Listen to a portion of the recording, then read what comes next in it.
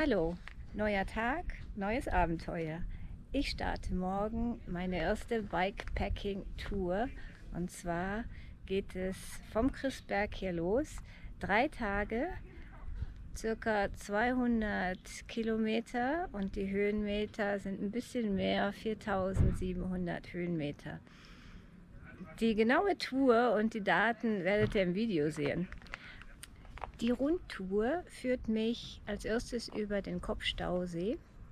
Dann geht es zum Hantenjoch und dritte große Steigung wird der Flexenpass sein. Und am Ende, um wieder hier an den Christberg zu kommen, muss ich von Dalas hochfahren. Das ist dann der Christbergsattel, wo ich dann hochfahren muss. So ist in etwa die Strecke. Wie gesagt, die genaue Tourdaten werdet ihr im Video sehen. Und ich bin leicht aufgeregt, weil es eben meine erste Tour ist mit dem Fahrrad hier. Und im Prinzip brauche ich nicht aufgeregt sein, weil es ist eigentlich alles durchgeplant. Das hier ist der Christberg. Von hier starte ich.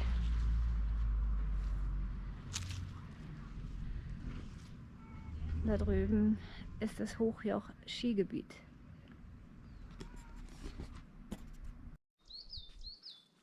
Ich habe gerade eben, Entschuldigung, ich habe gerade eben meine Testfahrt gemacht mit dem ganzen Gepäck, was ich mitnehme auf meine Tour, die 3-Tagestour.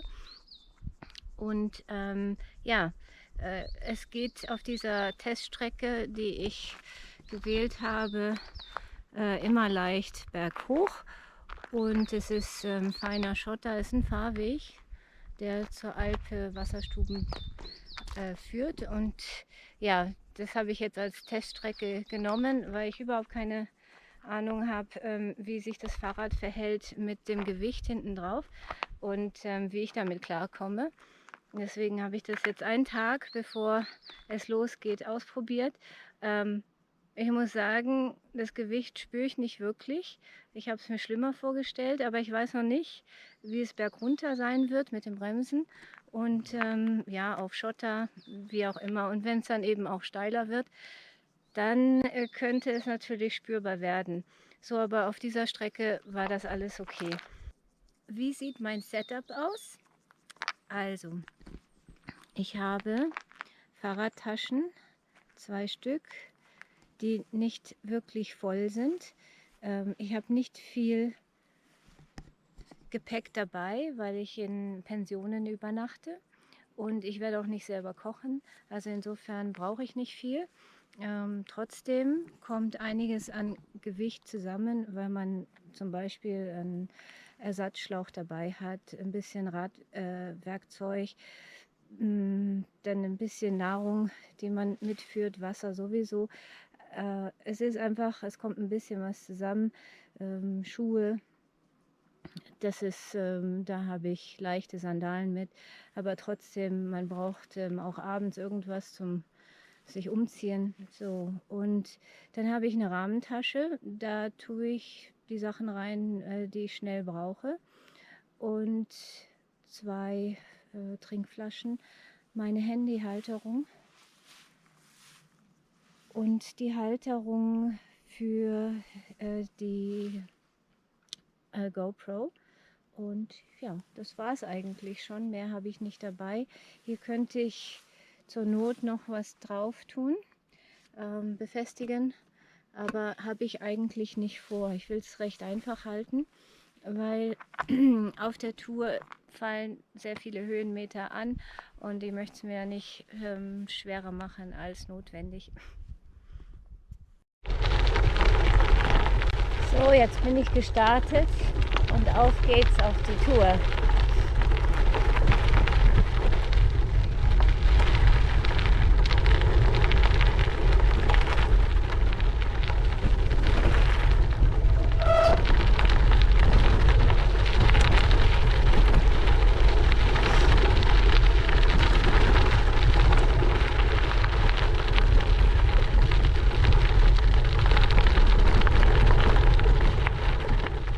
Jetzt leichten Nieselregen. Das war nicht vorhergesagt, aber es ist nicht wirklich schlimm.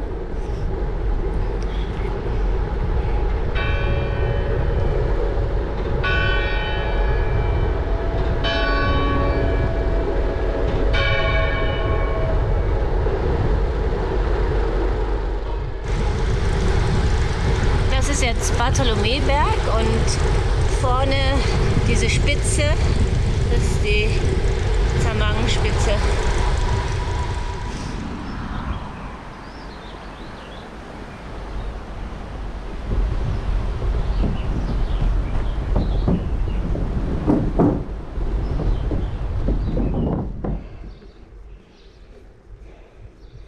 Hier bin ich jetzt in Partennen angekommen und gleich geht es auf die Silfretter Hochalpenstraße und dann zweige ich ab auf eine Nebenstraße, die zum Kopfsee führt, Kopfstauwerk, Kopfsee. Genau, aber das zeige ich euch dann noch. Andere Radfahrer.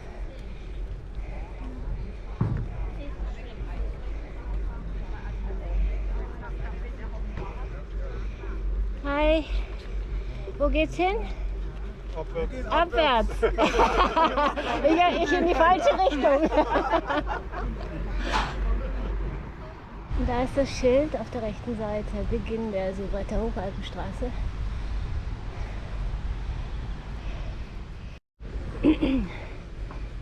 Hier ist die Mautstation. Die Dame im Häuschen guckt mich so kritisch an, aber ich darf frei passieren.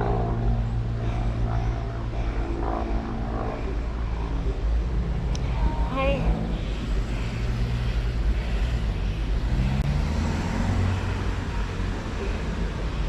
Vielleicht glaubt sie, dass keiner so verrückt sein kann, jetzt diese Straße hier hochzufahren. Ne? Naja. Also, ich fahre jetzt hier ab.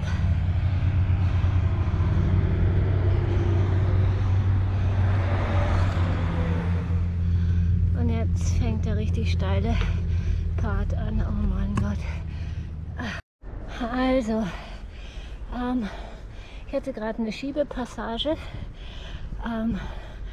Ich habe so vielleicht 5 bis 6 Kilometer die Stunde mache ich gerade, nicht sehr schnell.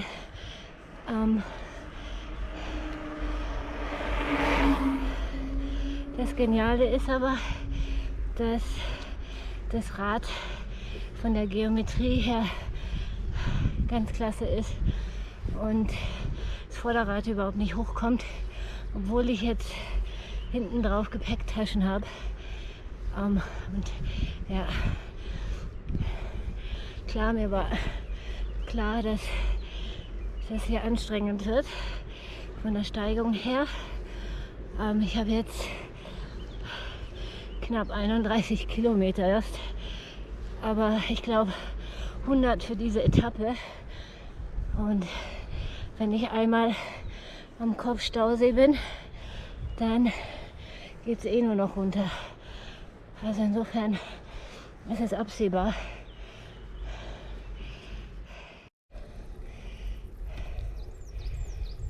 Servus. Hallo.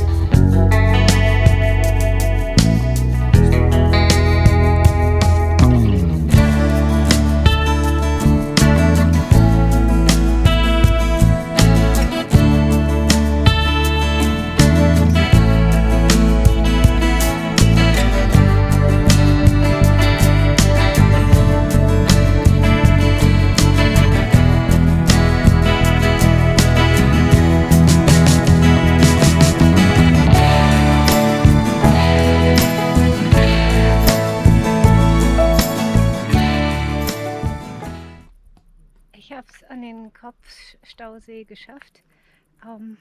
Es war anstrengend. Ich habe ein paar Passagen drin gehabt, weil es einfach nicht ging. Aber das hätte ich ohne Gepäck genauso gemacht, weil die Strecke kenne ich und da sind einfach ein paar Rampen drin, die ich nicht schaffe. Aber ich bin nicht die Einzige, die nicht schafft. Es waren gerade 2 Mountainbikerinnen und eine davon, die ist auch abgestiegen und hat geschoben. Ja, das gehört wohl dazu. Ja, und jetzt geht's an den Zeinissee. Ganz kleine Steigung noch, aber nichts Dramatisches. Und dann geht es auf einer Schotterpiste Richtung Galtür runter. Also.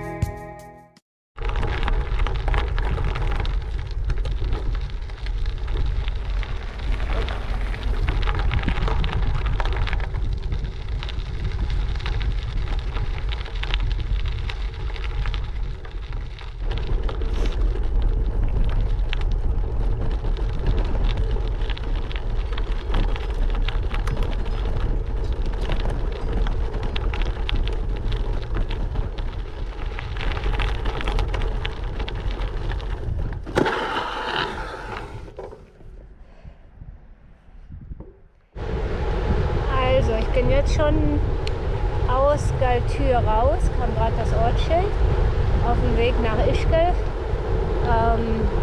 Damit habe ich auch Vorarlberg verlassen und bin jetzt in Tirol. Und hier vorne, ich glaube, das ist dieses Museum von dem Lawinenunglück in Ischgl. Oder zumindest, ja, nee, das ist die Mauer. Das Museum ist nicht hier. Okay. Ich schätze, ich bin richtig.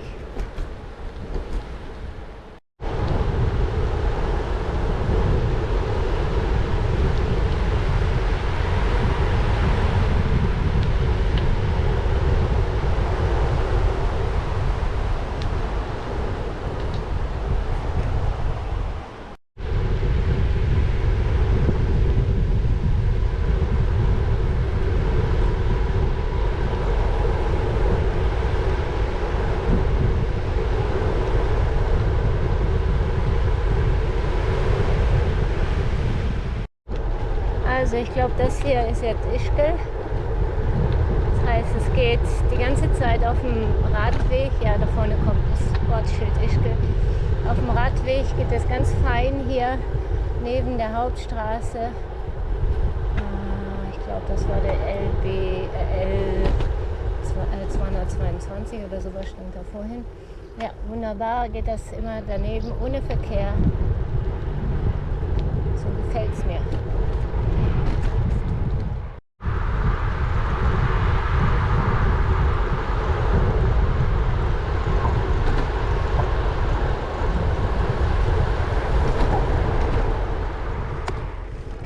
Also ich bin jetzt in Landeck und fahre jetzt auf so einem ausgewiesenen Fahrradweg ausgewiesen ist gut, Richtung Zams. Und nach Imst muss ich für heute. Also ich glaube noch so 20 Kilometer oder sowas. Ja, ich bin richtig. Genau. Und es ist extrem heiß hier. Ich war ja da oben Kopfsee, da war es sehr angenehm, also ich brauchte keine Jacke. Und jetzt hier ist, keine Ahnung, gefühlte 33 Grad. Ziemlich heftig. Wir haben jetzt 15:25, also Mittagshitze. Da vorne ist eine Burg. Ich habe keine Ahnung, was das ist. Ihr könnt mir vielleicht in den Kommentaren reinschreiben, ob das wahrscheinlich die Zamser Burg ist oder irgendwas anderes. Ich bin Kulturbanause. Ich fühle mich jetzt auch ziemlich fertig. Es ist extrem heiß und es hat heute auch nicht alles so geklappt, wie es sollte. Meine Fahrradtasche ist in die Speiche rein und dann hat es bei Galtür eine heftige Bremse gemacht. Das hätte auch schief gehen können und ich hätte kopfüber dann irgendwie fliegen können. Aber zum Glück ist nichts passiert, die Speiche ist auch in Ordnung. Ja, und ich habe das Ding irgendwie wieder hingekriegt, dass es nicht in die Speiche geht. So, ich muss jetzt aufpassen. Es geht, glaube ich, nach rechts. Ja, nach rechts. Und hier ist Ende von der Fahrradstraße. Okay.